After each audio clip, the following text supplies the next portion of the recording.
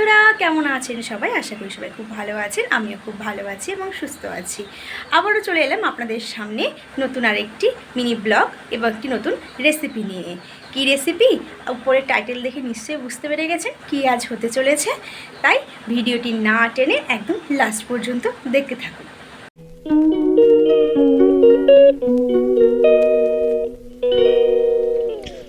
হ্যাঁ বন্ধুরা, আজকে বানাতে চলেছি ডিম দিয়ে দই দিয়ে একটা দুর্দান্ত রেসিপি।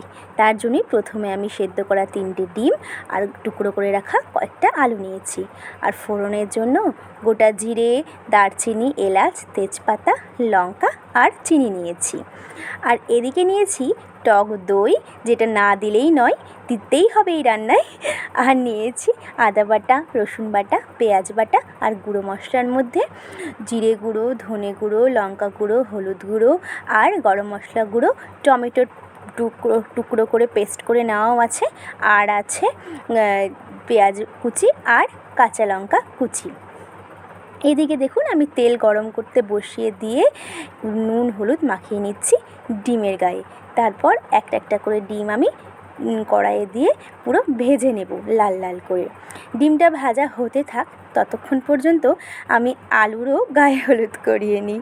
ওতেও আমি নুন হলুদ মাখিয়ে রেডি করে রাখলাম। ডিম ভাজা হয়ে গেছে, এখন আমি দিয়ে দেব টুকরো করা আলুগুলো।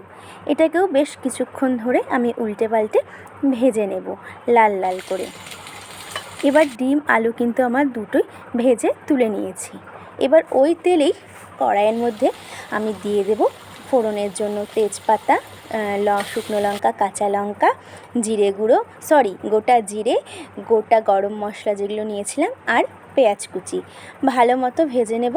আর এখানে আমি টক দইটাকে একটু ফেটিয়ে নিচ্ছিলাম, কেননা ওই গুঁড়ো মশলাগুলোকে আমি এই দইয়ের সাথে একবারে মিশিয়ে নেব। এদিকে আমার ফোড়নটা একটু লেগে লেগে যাচ্ছিলো জন্য আমি হালকা একটু জল দিয়ে ভালো মতো নেড়ে নিলাম। আর এখানে টমেটো পেস্ট দিয়ে আরও কিছুক্ষণ ভালো মতো নাড়ব। এতে করে কি হবে, টমেটোর যে কাঁচা গন্ধটা হয় না, সেটা কিন্তু চলে যাবে মশলাতে, তাহলে কাঁচা কাঁচা গন্ধটা খাওয়ার সময় মুখে পড়বে না। এখানে আমি আদা বাটা, রসুন বাটা, পেঁয়াজ বাটাটাও দিয়ে বেশ কিছুক্ষণ নাড়তে থাকবো। এতে করে এরও কাঁচা গন্ধটা চলে যাবে। মানে রসুন পেঁয়াজের একটা কাঁচা গন্ধ থাকে না, যেটা কিন্তু মুখে পড়লে কাঁচা গন্ধটা থেকে গেলে খুব বাজে লাগে খেতে। তার জন্য আমি বেশ কিছুক্ষণ ধরে মশলাটাকে কষিয়ে নেব। তেল যতক্ষণ পর্যন্ত তেল না ছাড়ে ততক্ষণ পর্যন্ত কিন্তু আমি দেখুন কষিয়ে নিচ্ছি। আমার কিন্তু প্রায় কষানো হয়ে গেছে, আপনারা বুঝতে পারছেন কি না জানি না, তেলটা কিন্তু ছেড়ে দিয়েছে।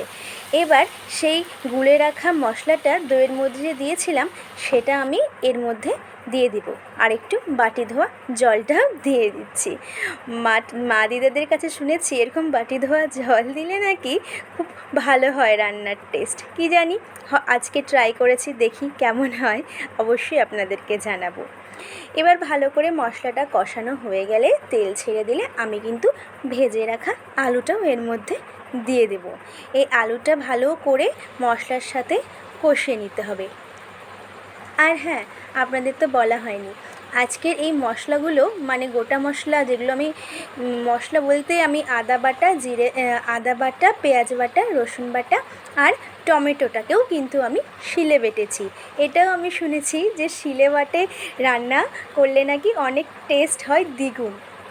দেখুন আমার কিন্তু মশলাটা ভালো করে কষে গেছে, তেলও ছেড়ে দিয়েছে, দেখে বুঝতে পারছেন জাস্ট কালারটা জাস্ট দেখার মতো ছিল, দেখেই তো লোভ লেগে যাওয়ার মতো। আমি এখন এডিট করছি, আমার মনে হচ্ছে খিদে পেয়ে যাচ্ছে। এবার দেখুন আমি কিন্তু আবার এর মধ্যে ঝোল দিয়ে দিলাম আলুটাকে সেদ্ধ করার জন্য। ভালো করে ফুটে এলে আমি কিন্তু এর মধ্যে ডিমগুলো দিয়ে দিয়েছি। আর স্বাদের জন্য একটু দেখতে পাচ্ছেন আমি চিনি আন্দাজ মতো দিয়েছি। এটা জাস্ট টেস্টটাকে ব্যালেন্স করার জন্য, নুন ঝাল মিষ্টি সব কিছু যাতে ব্যালেন্স হয়। এবার ভালো করে আলুটা সেদ্ধ হয়ে গেলে আমি শেষে নামানোর কিছুক্ষণ আগে ওই যেটা আমাদের ছিল গরম মশলা গুঁড়োটা, সেটা আমি জলে গুলে কিন্তু আমি ঝোলের মধ্যে দিয়ে দিয়েছি। আর ফ্লেভারের জন্য কয়েকটা কাঁচা লঙ্কা কিন্তু আমি ফাড়িয়ে দিয়ে দিয়েছি। ব্যাস, আমার তৈরি হয়ে গেল গরম গরম দই ডিমের একটা দুর্দান্ত রেসিপি। ভাত রুটি যা দিয়েই বলুন না কেন, ইভেন পরোটা যা দিয়েই বলুন না কেন, জাস্ট ফাটাফাটি অসাম লাগে খেতে। অবশ্যই বানিয়ে দেখবেন। যদি ভিডিওটা ভালো লাগে অবশ্যই একটা লাইক, কমেন্ট এবং শেয়ার, এবং ভালো লাগলে অবশ্যই সাবস্ক্রাইব করতে ভুলবেন না। Thank you.